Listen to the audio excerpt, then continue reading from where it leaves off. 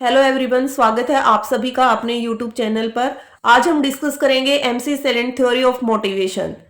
ये थ्योरी हमें business management में भी आती है, ऑर्गेनाइजेशन बिहेवियर में भी आती है। ये थ्योरी हर लेवल पर डिस्कस की जाती है। बीबीए हुआ, बीकॉम हुआ, एमकॉम हुआ, सीए हुआ, या फिर आप नेट की तैयारी कर रहे हैं, ये थ्योरी हर किसी के लिए बेनिफिशियल है। तो चलिए स्टार्ट करते हैं। MC salient theory of motivation, इसमें बताते हैं कि इस थ्योरी के अंदर कहा गया कि जो एम्प्लॉइज हैं उनको मोटिवेट क्यों किया जाता है, क्यों एम्प्लॉइज ऑर्गेनाइजेशन में काम करना चाहते हैं, कब वे ऑर्गेनाइजेशन में काम करना पसंद नहीं करते। तो इसमें एमसी सेलेंट कहते हैं कि जो मोटिवेशन है वो पैदाइश से नहीं होता, बल्कि एम्प्लॉइज को मोटिवेट किया जाता है अलग अलग तरीके से। यहाँ पर 3 नीड उनकी डिस्कस की जाती हैं: एफिलेशन, अचीवमेंट एंड पावर। इन तीनों नीड के बेसिस पर पूरी थ्योरी को एक्सप्लेन किया गया है कि मैनेजमेंट स्टाइल कैसा होता है ऑर्गेनाइजेशन के अंदर एम्प्लॉइज के प्रति, और एम्प्लॉइज का बिहेवियर कैसा होता है, कैसे उन्हें मोटिवेट किया जाएगा ऑर्गेनाइजेशन के अंदर। तो चलिए डिटेल में डिस्कस करते हैं MC salient theory of motivation. David MC salient was an American psychologist who studies human motivation. Way believe करते थे कि मोटिवेशन इज नॉट इनबॉर्न। वे कहते थे कि मोटिवेशन सीखा जाता है लाइफ एक्सपीरियंसेस से, एजुकेशन से, कल्चर से और इन्वायरमेंट से। उन्होंने कहा कि 3 मेजर नीड होती हैं एक ह्यूमन बिहेवियर के अंदर, और वो उन्हीं से मोटिवेट होता है। तो वो मोटिवेट कैसे होता है? अगर उसके अंदर है need for achievement, need for power, need for affiliation. हर आदमी के पास ये तीनों नीड होती हैं, बट डिपेंड करता है कि डोमिनेट नीड कौन सी है। इन तीनों में से one need become dominant and strongly influence the behaviour of the employees. कि एक नीड यहाँ पर इन्फ्लुएंस करती है ह्यूमन बिहेवियर को, वही डोमिनेंट नीड होती है। वो कोई भी हो सकती है, अचीवमेंट भी, पावर भी और एफिलेशन भी। इसमें कहा कि जो नीड फॉर अचीवमेंट है उसमें क्या क्या डिजायर होती हैं एक एम्प्लॉइज के अंदर। The need for achievement is the desire to do something better, achieve excellence, succeed through personal effort. इसमें कहा कि जो एम्प्लॉइज हैं वो चाहते हैं अपने आप को सबसे ज्यादा इंप्रूव करना। कैसे वो प्रूव कर सकते हैं अपने आप को? या तो वो चैलेंज सेट करें, लेकिन वो गोल भी अचीवेबल होना चाहिए ऑर्गेनाइजेशन के अंदर।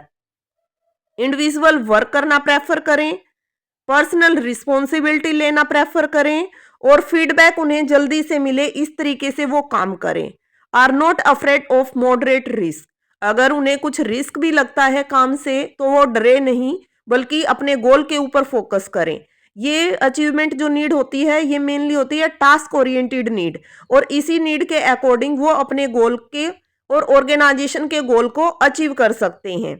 यहाँ पर जो मैनेजमेंट स्टाइल होता है एक मैनेजर का, वो टास्क ओरिएंटेड होता है। वो वहां पर डिसीजन को थोपता है एम्प्लॉइज के ऊपर, और उसी के अकॉर्डिंग उन्हें काम करना पड़ता है अचीवमेंट नीड के अंदर।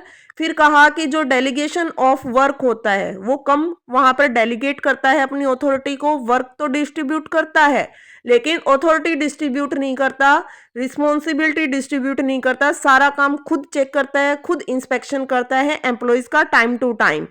इसमें फिर वो क्या करते हैं, जो एम्प्लॉइज हैं एवरी इजी टास्क में वो बोर हो जाते हैं। मीन्स उनका मेन फोकस होता है टास्क के ऊपर, वो खुद अपने आप अकॉर्डिंग कोई काम वहां पर नहीं करते ऑर्गेनाइजेशन में।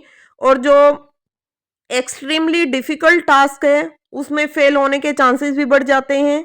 जैसे कोई स्टूडेंट है, वो डेली अपना स्टडी गोल सेट करता है कि वो चाहता है कि उसको 90% मार्क्स चाहिए इस साल एग्जाम में, बट कोई दूसरा उसको मोटिवेट नहीं कर सकता। उसकी ये अंदर की फीलिंग है कि उसको 90% मार्क्स चाहिए, तो वो खुद ही अपने आप को इम्प्रूव करता है, अपनी हैप्पीनेस के लिए खुद ही मोटिवेट होता है। और ऐसे ही स्टूडेंट क्लास में टॉपर, इनोवेटर और एंटरप्रेन्योर बन सकते हैं। हाई अचीवमेंट जो पीपल होते हैं वो scientist, entrepreneur, engineer, researcher, sport player हो सकते हैं। फिर कहा नीड फॉर पावर क्या है? The need for power is the desire to influence other, control resources, lead people, make an impact.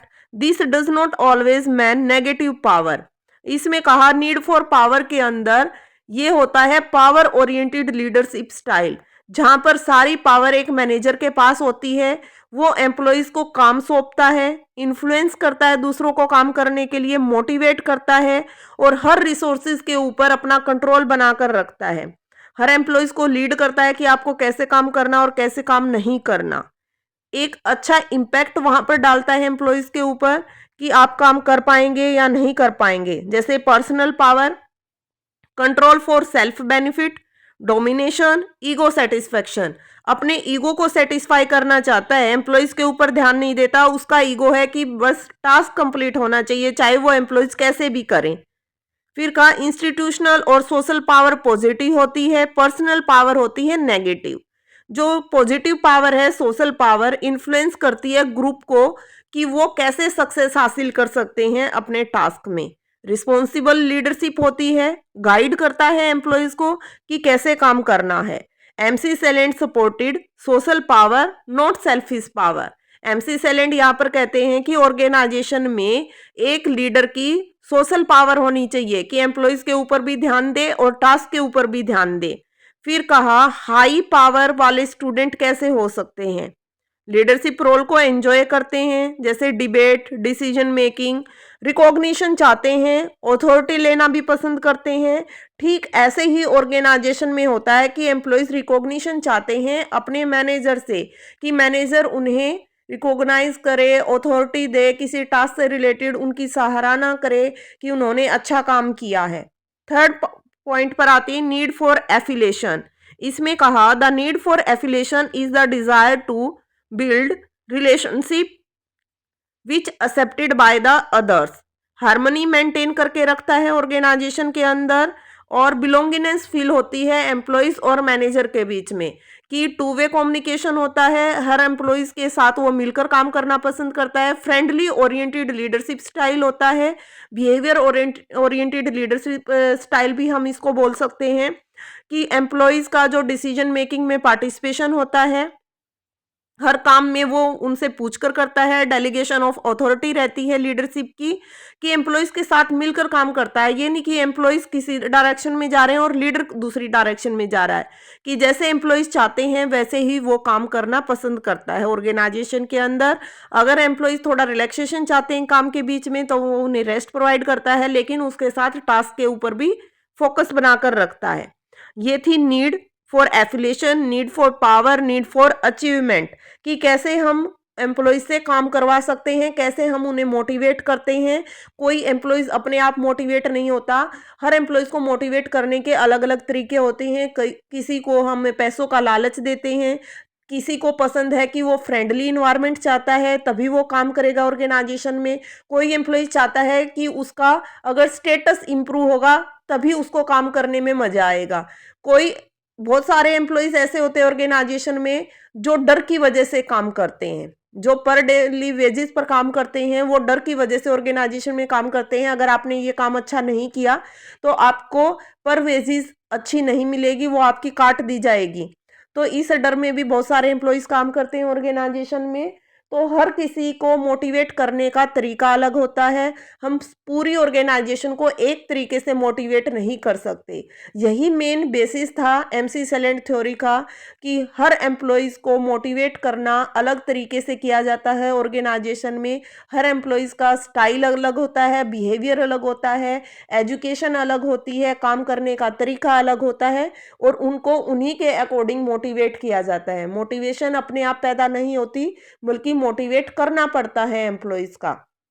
तो ये थी deep explanation of MC salient theory of motivation. अगर वीडियो अच्छी लगे तो लाइक, शेयर और सब्सक्राइब करें चैनल को। Thank you.